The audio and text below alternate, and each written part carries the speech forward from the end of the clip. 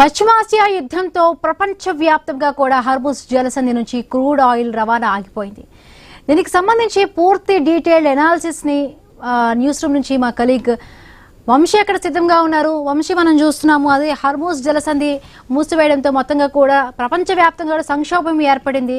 So Iran ఇప్పటికే కూడా దానిపై పెత్తనం చెలాయిస్తున్న పరిస్థితుల్లో సో ఎట్లాగ దీనిపై ప్రత్యామ్నాయ మార్గాలకు సంబంధించి కూడా చాలా వరకు కూడా వెతుకుతున్న పరిస్థితి. ఈ నేపథ్యంలో చాలా వరకు కూడా అంటే హార్ముజ్ పై పెత్తనం అంతా కూడా ఇరాన్దే అన్నట్టుగా ఉంది. ప్రత్యామ్నాయ మార్గాలపై కూడా దృష్టి పెడుతూ ఉన్నారు.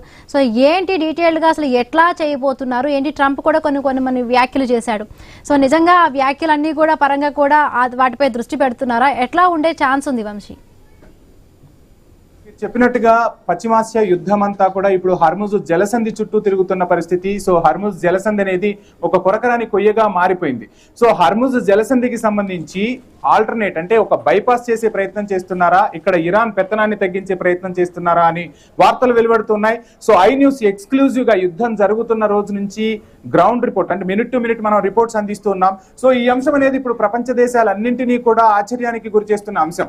సో ఎన్నో యుద్ధాలు జరుగుతున్నా ఒకవైపు చమురు ధరలు పెరుగుతుంటే ప్రపంచ దేశాలన్నీ గగ్గోలు పెడుతూ ఉన్నాయి. సో దీనికి కారణం ఏంటి అంటే హర్ముజ్ జలసంధి నుంచే 50% వరకు చమురు అనేది రవాణా అవుతుంది. ఇది ప్రపంచానికి తెలిసిన విషయమే. ఈ హర్ముజ్ జలసంధిపై ఇరాన్ పెత్తనం ఉంది. ఒక రకంగా ఇరాన్ పెత్తనం అనే దానికన్నా కూడా అక్కడ ఐఆర్జీసీ కాచుకొని ఉంది అని చెప్పొచ్చు. సో ఇటీవల కమెంట్స్ కూడా మనం చూసాం బిందు.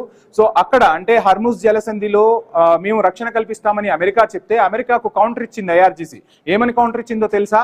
సో 1987లో జరిగిన ఒక ఘటనను కూడా వాళ్ళు ఐఆర్జీసీ తెర మీదకు తీసుకొచ్చింది. 1987లో ఒక నౌకను అంటే నీళ్ల లోపల బాంబులు యూజ్ చేసి కూడా పేల్ చేశాము.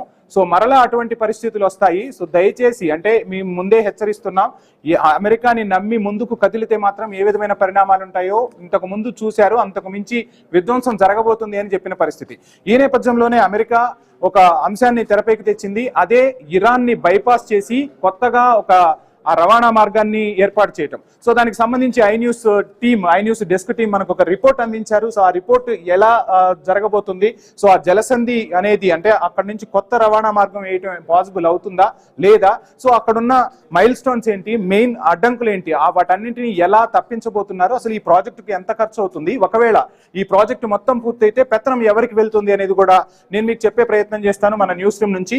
సో ఇక్కడ మనం ఫస్ట్ విజువల్ చూస్తున్నాం బిందు. ఇందులో మనం చూస్తే ఇక్కడ మనకు కనపడుతుందంతా కూడా ఇది ఇరాన్. మొత్తంగా మనం చూస్తే ఇది అత్యంత కీలకమైన ప్రాంతం. ఇక్కడ రెడ్ మార్క్స్ ఏవైతే కనపడుతున్నాయో అత్యంత కీలకమైన మార్గం.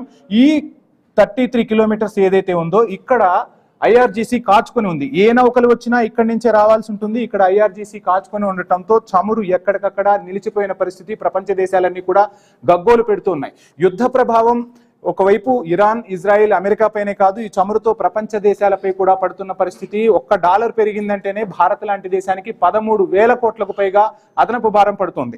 సో ఇటువంటి నేపథ్యంలో అమెరికా ఒక అంశాన్ని తెరపైకి తీసుకొచ్చింది, హర్ముజ్ జలసంధి నుంచి ఇరాన్ ని బైపాస్ చేస్తామని చెప్పి. సో ఆ బైపాస్ చేయడం పాసిబుల్ అవుతుందా, ఎంతవరకు పాసిబిలిటీస్ ఉన్నాయనేది నేను మీకు చెప్పే ప్రయత్నం చేస్తాను. ఇరాన్ ను బైపాస్ చేసే మార్గంపై యుఏఈ, ఒమెన్ కు పెత్తనం అప్పగించాలని కూడా అమెరికా చూస్తున్న పరిస్థితి.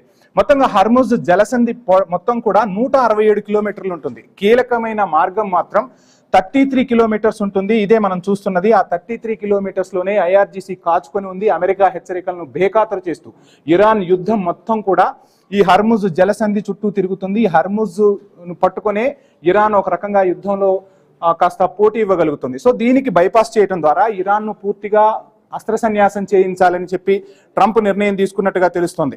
అయితే ఇక్కడ భూమిని తొలచాల్సి ఉంటుంది, పర్వతాలను కూడా తొలచాల్సి ఉంటుంది. టెక్టోనిక్ ప్లేట్స్ వల్ల ఒక పర్వతం ఏర్పడింది. ఆ పర్వతం గురించి కూడా నేను మీకు చూపించే ప్రయత్నం చేస్తాను. ముందుగా మనం చూస్తున్నాం ఇక్కడ యునైటెడ్ అరబ్ ఎమిరేట్స్ ఉంటుంది, ఇక్కడ ఒమెన్ ఉంటుంది. ఇక్కడ అంటే ఇరాన్ మొత్తం కూడా ఇరాన్ చేతిలోనే పెత్తనం ఉంది. ఈ పెత్తనాన్ని తగ్గించడం ద్వారా, కొత్త బైపాస్ రూట్ వేయడం ద్వారా యుఏఈకి, ఒమెన్ కి హర్ముజ్ కి సంబంధించిన పెత్తనాన్ని అప్పగించాలని అమెరికా చూస్తుంది. ఇది పాసిబిలిటీ ఉంటుందా ఏంటి అనేది ఇప్పుడు నేను మీకు చూపించే ప్రయత్నం చేస్తాను.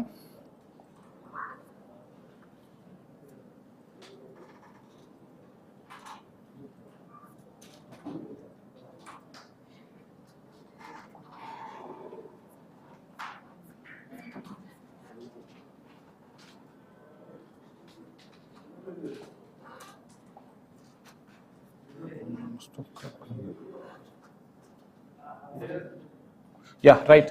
సో ఇక్కడ మనం చూస్తున్నాం. సో ఇది మనం ఒకసారి చూస్తే, సో ఇక్కడ ఇది పర్షియా అంటారు, ఇదంతా కూడా మనం చూస్తుందంతా పర్షియా. సో ఇక్కడ ఒకసారి నేను మార్క్ చేసి చూపిస్తాను. ఇదంతా పర్షియా కింద ఉంటుంది, ఇది ఒమెన్ కింద ఉంటుంది. సో ఇదంతా కూడా అరేబియా సముద్రం, ఇదంతా కూడా ఈ బ్లూలో కనపడుతుందంతా అరేబియా సముద్రం. ఇక్కడ ఇండియా ఉంటుంది. సో ముందు మనం మన దేశం గురించి మాట్లాడుకుందాం. సో ఇక్కడ నుంచి మనకు చమురు రావాలి అంటే ఇక్కడ చూడండి, ఇక్కడ నేరో ఉంది. ఇందాక మనం చూసిన స్క్రీన్ లో ఏదైతే హర్ముజ్ జలసంధిని మనం క్లియర్ కట్ గా చెప్పుకున్నామో, సో ఇక్కడ చాలా కీలకమైన ప్రాంతం. సో ఇక్కడ రవాణాకు అడ్డుపడుతుంది. సో దీన్ని బైపాస్ చేయడం కోసం మొత్తంగా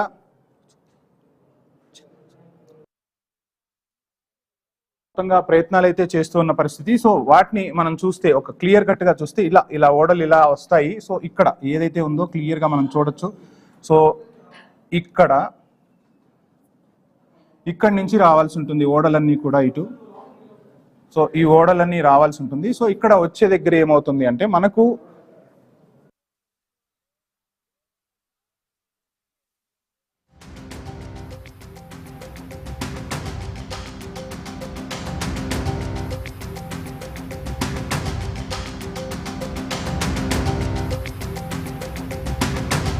సో ఇక్కడ మనకు ప్లేస్ అనేది బాగానే ఉంటుంది. సో ఇక్కడ వరకు వస్తాయి, కానీ ఇక్కడ ఇది కీలకంగా ఉంది. ఈ కీలక ప్రాంతాన్ని ఇప్పుడు బైపాస్ చేయడం కోసం అయితే ప్రయత్నాలు చేస్తున్నారు. సో ఆ బైపాస్ చేయడానికి టెక్టోనిక్ ప్లేట్లు గుద్దుకోవడంతో ఏర్పడిన పర్వత శ్రేణులు ఒక ఇబ్బంది అయితే, 60 మైళ్ళ పొడవున బలమైన పర్వతాలను తొలిచి మార్గం వేయాల్సి ఉంటుంది.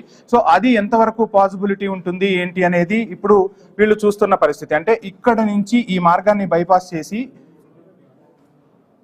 సో ఇక్కడ మనం చూస్తున్నట్టుగా ఇది ఒక మార్గము.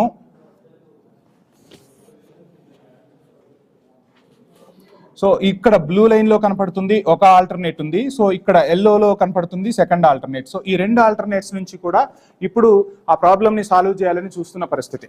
సో ఇక్కడ ఆల్టర్నేట్ చేయాలన్నా, ఇక్కడ ఆల్టర్నేట్ చేయాలన్నా కానీ మొత్తంగా ఈ 1000 నుంచి 200 మీటర్లు అయితే పర్వతాల ఎత్తుంది. సో ఈ పర్వతాలను తొలిస్తేనే అక్కడి నుంచి రావటం అనేది పాసిబుల్ అవుతుంది. కానీ ఇది అసలు ఇంజనీర్లకు సాధ్యం అవుతుందా అంటే ఒక రకంగా సవాల్ అనే చెప్పాలి. కానీ ఈ సవాల్ని ఛేదించడం కోసం అమెరికా అయితే సిద్ధమైన పరిస్థితి అయితే కనిపిస్తుంది. దీనికి మొత్తంగా అంటే 167 కిలోమీటర్లలో 11 నుంచి 31 కిలోమీటర్లు ఏదైతే ఉందో అది చాలా కీలకమని చెప్తూ ఉన్నారు. సో దానికోసం మొత్తంగా ఈ ఖర్చుతో అంటే ఇంజనీరింగ్ టెక్నాలజీతో ఈ కొండలను పిండి చేసైనా సరే ఖచ్చితంగా ఈ మార్గాన్ని మార్చి కొత్త మార్గాన్ని తీసుకుని రావడం ద్వారా ఇరాన్ పెత్తనాన్ని హర్ముజ్ లో తీసేయాలని చెప్పి అమెరికా ఆలోచిస్తున్న పరిస్థితి అయితే కనిపిస్తోంది.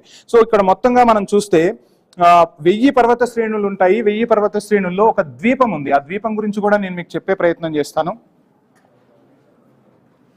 రైట్. సో ఇక్కడ మనం చూసుకోవచ్చు. సో ఇక్కడి నుంచి మార్గం అనేది ఏర్పడాల్సిన అవసరం అయితే ఉంటుంది. సో అది మనకు ఇక్కడ మనం క్లియర్ కట్ గా చూసుకుంటే ఇక్కడి నుంచి ఇక్కడకు చాలా దగ్గర ప్రాంతమే, కానీ ఇక్కడ కొండలు అడ్డు రావటం వల్ల ఈ కొండలను తొలిస్తే ఇక్కడ ఇరాన్ నుంచి వెళ్లాల్సిన నౌక, ఇప్పుడు ఏ నౌకలు అయితే ఇలా వస్తున్నాయో ఈ నౌకలు ఇక్కడి నుంచి రాకుండా వాటిని బైపాస్ చేసి ఇక్కడి నుంచి మరలా ఇటు యుఏఈకి తీసుకురావడానికి పాసిబిలిటీ ఉంటుంది. సో ఆ పాసిబిలిటీ అవుతుందా లేదా అనేది ఒక $1 మిలియన్ ప్రశ్నగానే ఉన్న పరిస్థితి అయితే కనిపిస్తుంది.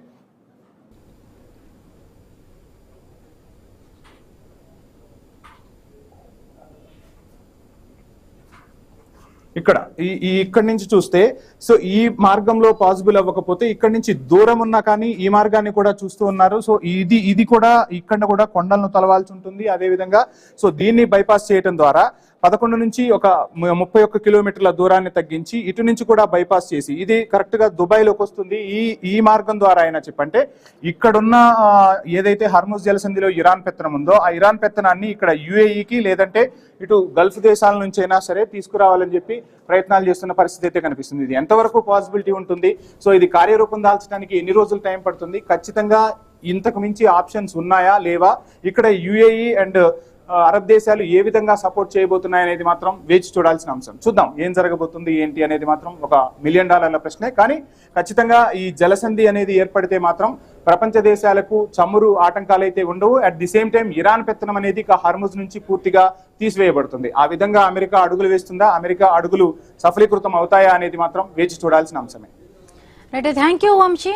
అయితే ఎప్పటికప్పుడు కూడా ఐ న్యూస్ లో కూడా ఎక్స్క్లూజివ్ గా కూడా దీనికి సంబంధించి కూడా అంటే హర్మూజ్ జలసంధి ఒకవేళ మూసివేస్తున్న నేపథ్యంలో కూడా ప్రత్యామ్నాయ మార్గాలపై కూడా ఇప్పుడు దృష్టి పెడుతున్న పరిస్థితి. సో ఈ నేపథ్యంలో కూడా ఎట్లాగా కూడా చేయాలనే దానిపై కూడా ఎప్పటికప్పుడు కూడా ఐ న్యూస్ మీకు ఎక్స్క్లూజివ్ గా దీనికి సంబంధించి కూడా పూర్తి ఇన్ఫర్మేషన్ ఇస్తుంది. రైట్, ఇక ప్రభుత్వ ఉన్నత ఉద్యోగం రావాలంటే ప్రైవేట్ లేదా కార్పొరేట్ విద్యనే చదవాలా?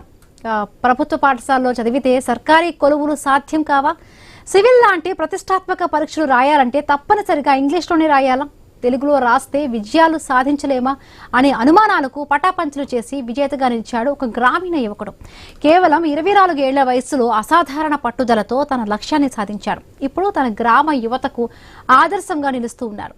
ప్రభుత్వ పాఠశాలలో చదువుకొని ఇంజనీరింగ్ పూర్తి చేసిన తర్వాత వచ్చిన మంచి ఉద్యోగాన్ని వదిలేశాడు. తర్వాత గ్రూప్స్ లో డిప్యూటీ తహసీల్దార్ ఉద్యోగం వచ్చింది. మరింత ఉత్సాహంతో సివిల్స్ లో ర్యాంక్ కొట్టాడు. ఇంతకు ఎవరు వారు, ఎక్కడి నుండి వచ్చారు అన్న విషయాలపై ఐ న్యూస్ శ్రీకాకుళం ప్రతినిధి రాము అందిస్తున్న గ్రౌండ్ రిపోర్ట్ చూద్దాం.